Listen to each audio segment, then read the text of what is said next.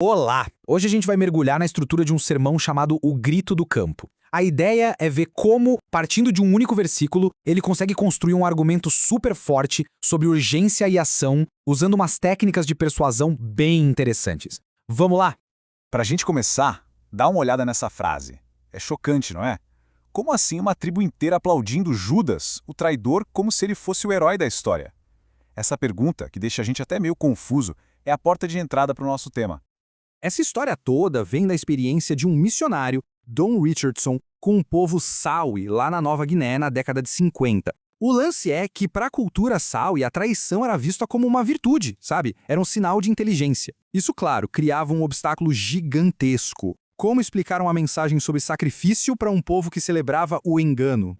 E o Richardson encontrou a resposta dentro da própria cultura Sawi, um conceito que eles chamavam de filho da paz. Funcionava assim. Um pai entregava o próprio filho para uma tribo inimiga, como uma garantia de paz. Era o sacrifício máximo. E essa ideia se tornou a ponte que ele precisava. É exatamente essa lógica de uma crise que exige uma resposta radical que está no coração do sermão que a gente vai analisar agora. Bom, para facilitar, a gente dividiu essa análise em 3 atos. O primeiro ato já nos joga no meio da ação, com a visão de uma colheita que simplesmente não pode esperar.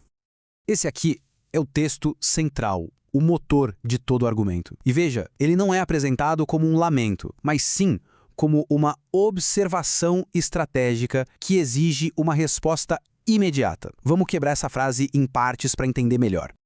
A palavra-chave aqui é colheita. O texto não fala em plantar nem em regar. A imagem é de algo que já está pronto, maduro, no ponto de colher. A urgência é total. Se a colheita não for feita agora, tudo se perde. É uma janela de oportunidade que está se fechando a cada minuto.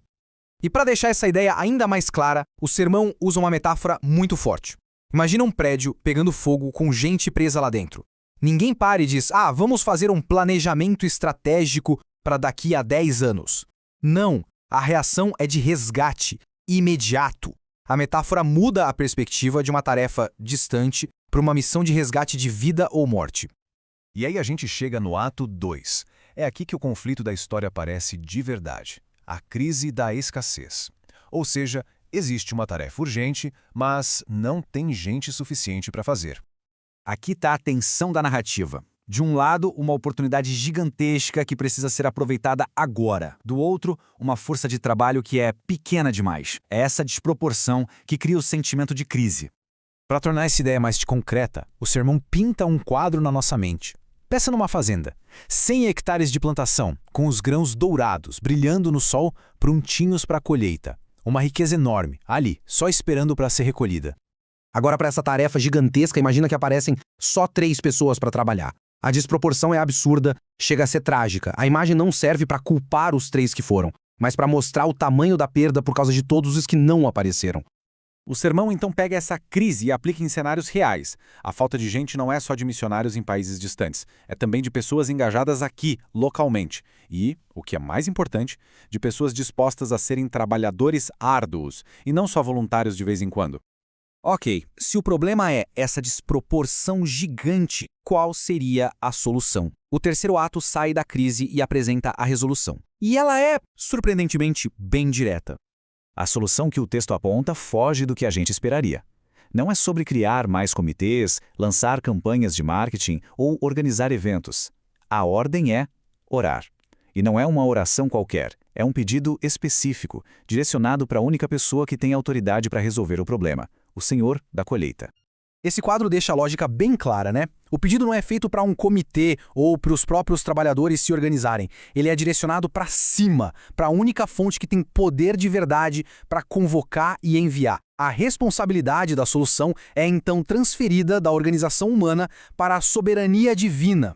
E aqui tem um detalhe na língua original que é simplesmente fascinante. O verbo grego para mandar, que é ekbale, não tem nada de um convite sutil. A tradução literal é expulsar, lançar para fora com força. A ideia é que os trabalhadores não são só convidados, eles são impulsionados, quase que forçados por um chamado divino que é irresistível. Isso não é só uma ideia teórica, viu? O sermão usa como exemplo o movimento voluntário estudantil do século XIX. O que moveu esse movimento, que enviou centenas de jovens para a Ásia e para a África, não foram discursos motivacionais. Foram reuniões de oração intensas, onde eles pediam a Deus que os expulsassem da zona de conforto deles.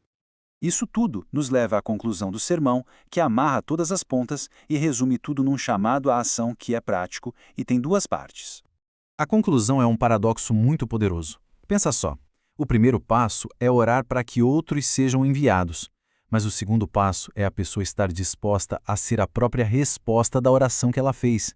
Quem ora pelo envio de trabalhadores precisa estar preparado para ser ele mesmo enviado. E assim a gente volta para o começo de tudo. A colheita é grande, os trabalhadores são poucos, o sermão nos deixa com essa tensão no ar e a pergunta final que fica para a gente pensar é, diante disso, qual vai ser a resposta?